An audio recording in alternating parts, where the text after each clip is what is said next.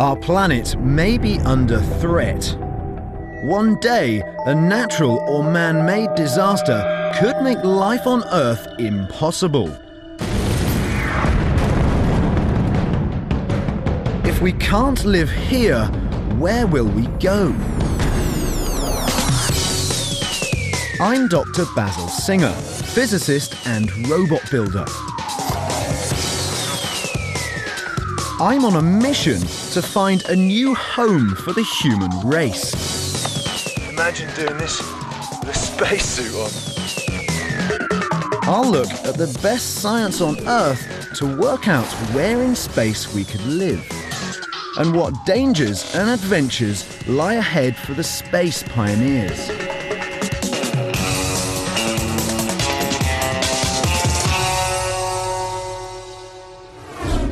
Third stage completely pressurized. Ignition Six sequence pioneers start. brace as the space plane is released. 3, 2, engine ignition, and liftoff.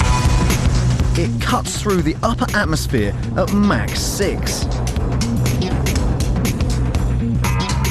Ahead, the mothership that will take the crew 350 million miles to the moons of Jupiter.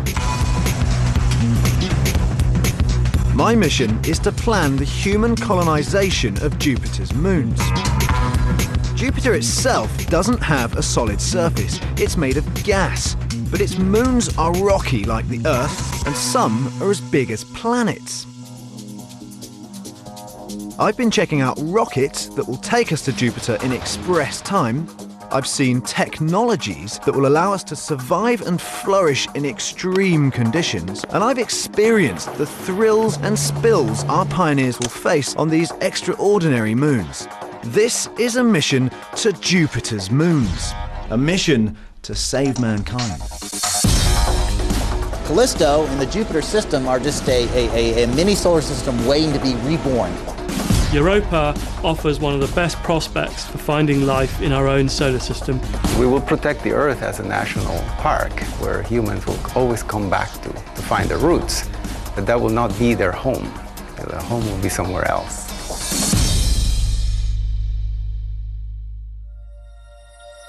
This is my data command center, where I'm compiling all the information I need to plan the mission.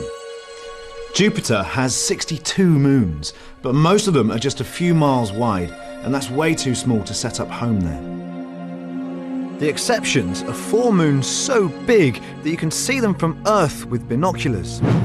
Callisto, Ganymede, Europa, and Io. To work out which one to send the pioneers to, I need to take a much closer look. The very best data has been collected by space probes, so I went to see an imaging scientist from the Galileo mission, Clark Chapman. Of the 4 moons of Jupiter, Callisto is the farthest away from Jupiter, and it's the darkest in color, but it also has bright white exposures of ice on it. The whole of Callisto is a mush of rock and water ice, and it's almost entirely covered in impact craters. Its ice will be a great resource for the pioneers to live off, but the craters will make it hard to explore. Perhaps the next moon in, Ganymede, will be better. Some areas are very ancient geologically and heavily cratered. There are other places in Ganymede that are geologically more recent. These younger areas are smooth, icy plains formed by the action of volcanoes which spewed water, not lava. This would be a much easier environment to explore than Callisto. Ganymede is also the biggest of the moons, so the gravity will be closer to what we're used to on Earth. Next in line from Ganymede is Europa, and it's got to be one of the strangest places I've ever seen. Europa's surface is covered with ice, and it has very few craters on it. It doesn't look like many of the planets and satellites in the solar system. It has grooves. These grooves are thought to be where Europa's frozen shell has cracked and filled with fresh ice from below. The surface is 6 miles thick and hides something truly remarkable: a warm ocean of liquid water 60 miles deep. Europa is warmed by the tidal forces from Jupiter and probably has subterranean volcanoes, perhaps, like we have under the oceans on the Earth. It's a fascinating place, but so far we've only seen its surface. The closest moon to Jupiter is Io. Jupiter's gravity distorts it, creating heat from friction, which in turn results in active volcanoes on the surface, spewing sulfurous gas into space. Unlike the other moons, it's completely water-free. Water is an essential pioneer resource, so I'm going to reject Io as a target for colonization.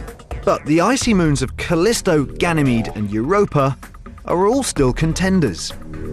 Before I decide which of these ice worlds to go for, I need to work out how to get to Jupiter.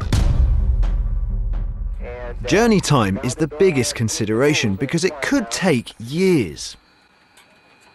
Being in space for that long is seriously bad news because without gravity, muscles waste and bones thin. Exercise is one solution to getting to Callisto in good health. Of course, the alternative is to get the crew there much faster than current technology allows. It's something that astronaut Franklin Chang Diaz has been working on for 30 years. That's a really good photo of existing rocket technology. Can you see this technology getting us to places like Jupiter? Not really.